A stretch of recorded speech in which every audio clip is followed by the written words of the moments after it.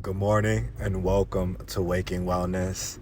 We have an episode that I have been somewhat waiting to do. It's been on my mind, so I'm glad that now it's present and it's made itself manifest now. So it's time to talk about it. So today I'd like to talk about the difference between separation and distinguishing. These can seem to be two similar entities, and they may be in their purpose or their ability to discriminate, but the way that they discriminate is different. So let's get into it. So when we think about separation, that is being apart from, not being in tune with, it is somewhat of a disconnect. If we really think about the word, it's a disconnect from. And so when we talk about separation, but a lot of people like to use it as like I got to separate myself from, these it has a negative connotation in that sense because of that. And so this is why I believe it's important to show the difference between these two, because distinguishing is very similar to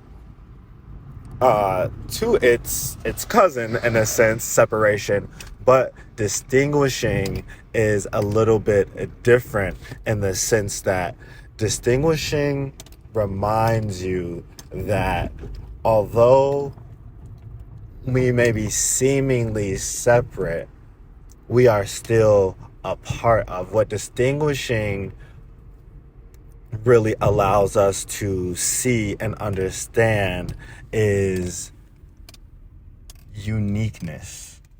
Distinguishing doesn't have to state in somewhat of a negative way, like, oh, I gotta separate her. Let me make sure I separate myself so they can see the difference. Like, it does not carry that tone.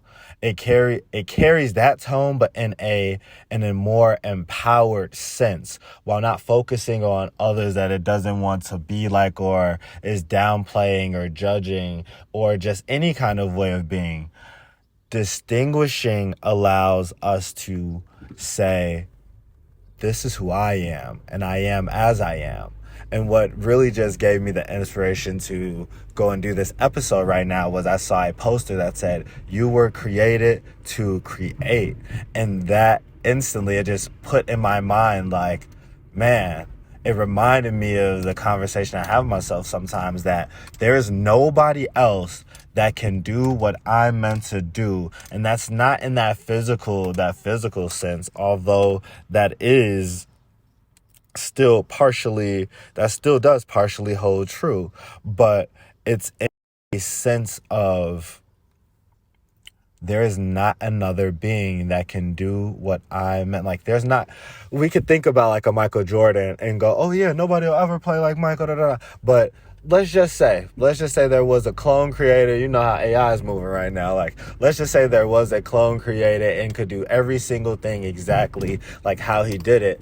It would still not be the same. And why would that be? Because his actual essence, which is his soul, which we could see colored and poured into those channels that we deem and call personality, and that shows the quality of the soul, would be different.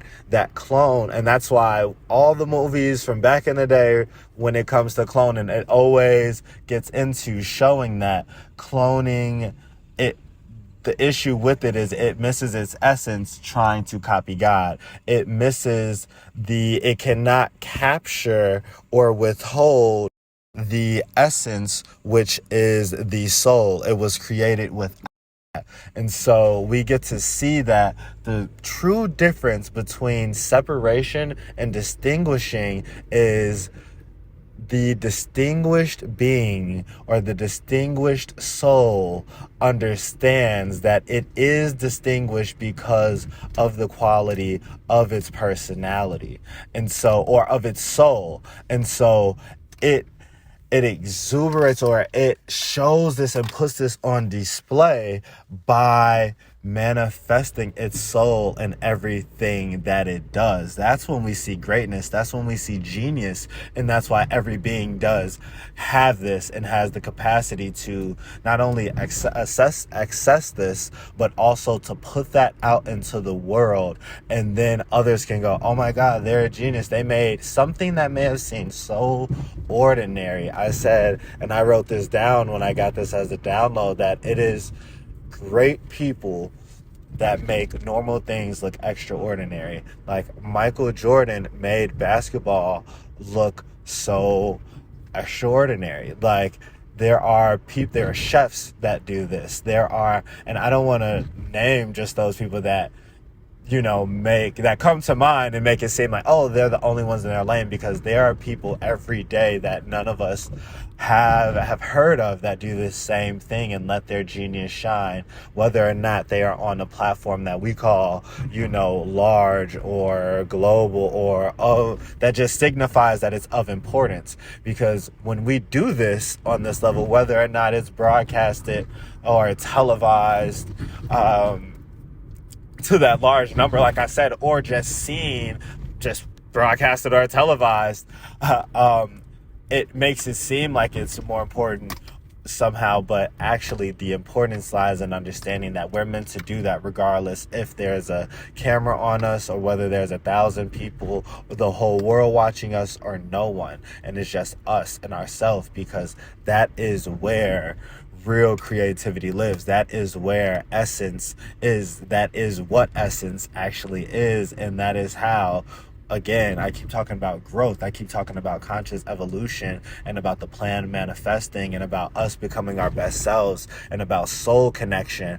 All of these things, or these aspects, or seemingly not connected things, are actually an aspect or a reflection of a singular, I want to call it a happening, but of a singular phenomenon. That's even difficult to say, because now we have to look at and explore the soul as a phenomenon, which really in a degree, that's why we have to do phenomenology in order to actually understand what's actually happening, because being is a doing, being is an unfolding or an unfoldment. And so to understand how the soul is, we have to perform that phenomenology in order to see and to give the example, or to give a clear understanding of how that's connected. We are talking about separation and distinguishing, which are two verbs, which are two ways that the soul can contort itself to the world, how it relates to the world. We're going a little bit into existentialism and my learning of being in time with Martin Heidegger and taught by Dr. Green. But that is how we're talking about how the soul relates to the world. And why is that so important? Because relation shows and gives us a reflection of what that is, or what is relating to. We understand point B from point A. This is just like in space, in time, space. Like, we understand the other planets in relation to us.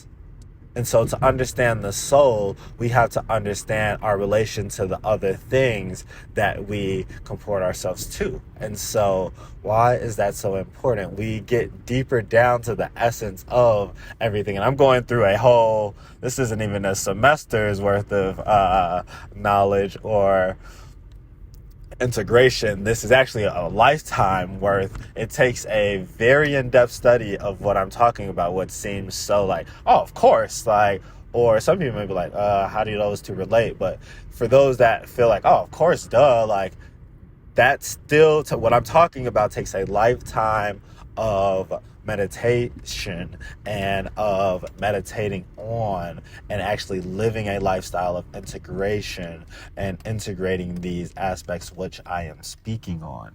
So again, we talk about all these things because we learn that care.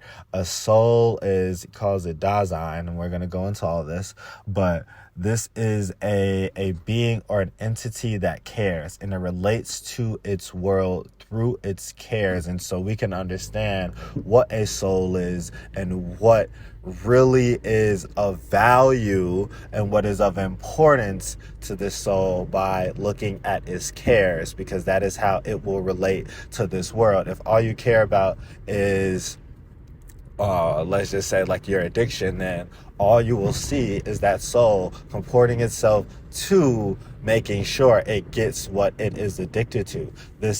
And that seems very simple, and it is.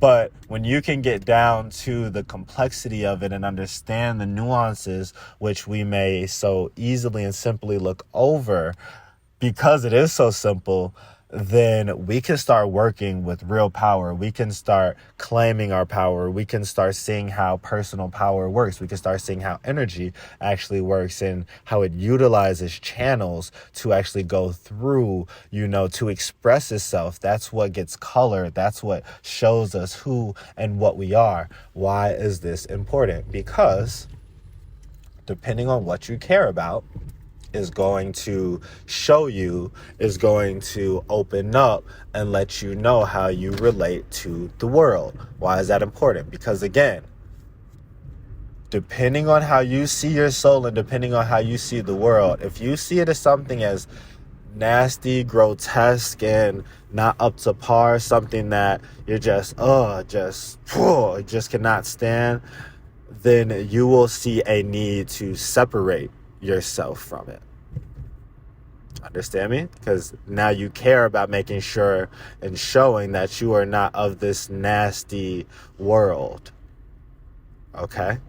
So now, if you are a soul that is understandably distinguished, you will understand that the world is beautiful, even in all of what seems like this disgust and drudgery and all of these things that none of us want anyone else to actually experience if you're actually open and loving. But being distinguished allows you to see that life is in abundance, and life does give us the choice, and it is all of these things. It is. And so through that understanding, I know that may have not seemed like a lot said in that statement, but it is. It actually shows that love, it is all of. And with that, it gives all the choice to vibrate to its highest or wherever it is that it desires to vibrate. Because of that, the distinguished being allows all to be as it is, not judging. And even when it does give discernment, or it does give quality to these aspects, what it actually sees is love in all of these things, even in the messed up things. And so because of that, it then goes, well, let me put my love into the world so that I can actually be a part of what it is that I'm meant to be a part of, that is just so beautiful. And then at the same time, I can actually raise the vibration of those things that are meant to be raised. How beautiful. So that's the difference between being distinguished and the difference from being separate. One is truly of the soul in its highest form and is inclusive. One is exclusive. And inclusivity is a trait of the soul that is in tune with itself. I don't know if y'all hear me, and y'all need to be taking those notes. I hope y'all taking notes. A distinguished soul, or being distinguished, is inclusive. Taking its part, taking its uniqueness, and owning that responsibility while also understanding its relation to all else. Being separate is exclusive and pushes out all those other things as if it is not part of. Just thinking on those two things will allow you to, or the difference between those two states or states of mind and modes of being will allow you to understand the difference between a soul. I don't want to say an action, but it is a soul in action, because again, that is the purpose. That's the doing form of soul. A soul being at its best and its most vibrant state versus a soul that is not, disconnected. So I'm most likely going to do a part 2 on this, but I got some things I need to attend to. So I hope this episode was enlightening for you and introduced you to a version of yourself, into a way of being that you have yet to really give thought, so that when you do, the transformation is just that much more beautiful. I thank you guys for tuning in. This is Waking Wellness. Health is wealth. I love you.